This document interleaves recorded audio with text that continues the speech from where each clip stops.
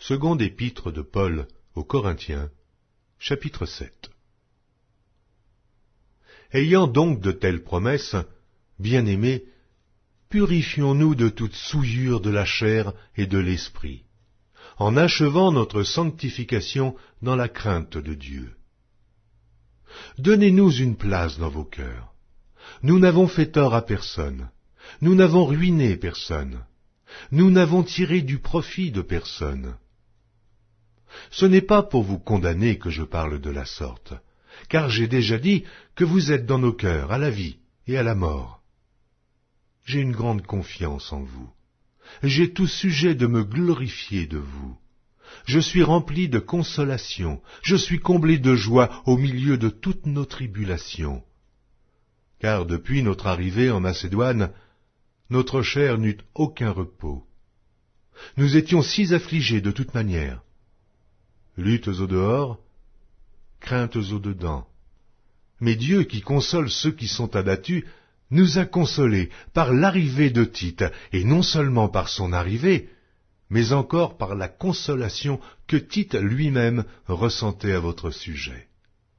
Il nous a raconté votre ardent désir, vos larmes, votre zèle pour moi, en sorte que ma joie a été d'autant plus grande. Quoique je vous ai attristé par ma lettre, je ne m'en repens pas. Et si je m'en suis repenti, car je vois que cette lettre vous a attristé, bien que momentanément, je me réjouis à cette heure, non pas de ce que vous avez été attristé, mais de ce que votre tristesse vous a porté à la repentance. Car vous avez été attristé selon Dieu, afin de ne recevoir de notre part aucun dommage. En effet, la tristesse selon Dieu produit une repentance à salut, dont on ne se repent jamais, tandis que la tristesse du monde produit la mort. Et voici, cette même tristesse selon Dieu, quel empressement n'a-t-elle pas produit en vous? Quelle justification, quelle indignation, quelle crainte, quel désir ardent, quel zèle, quelle punition!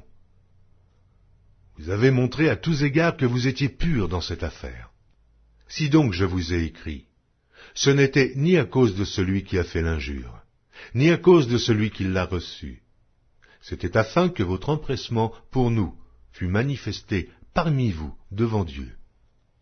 C'est pourquoi nous avons été consolés, mais, outre notre consolation, nous avons été réjouis, beaucoup plus encore, par la joie de Tite, dont l'esprit a été tranquillisé par vous tous. Et si devant lui, je me suis un peu glorifié à votre sujet, je n'en ai point eu de confusion.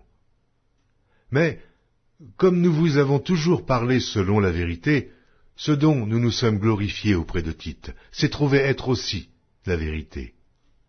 Il éprouve pour vous un redoublement d'affection, au souvenir de votre obéissance à tous, et de l'accueil que vous lui avez fait avec crainte et tremblement. Je me réjouis de pouvoir en toutes choses me confier en vous.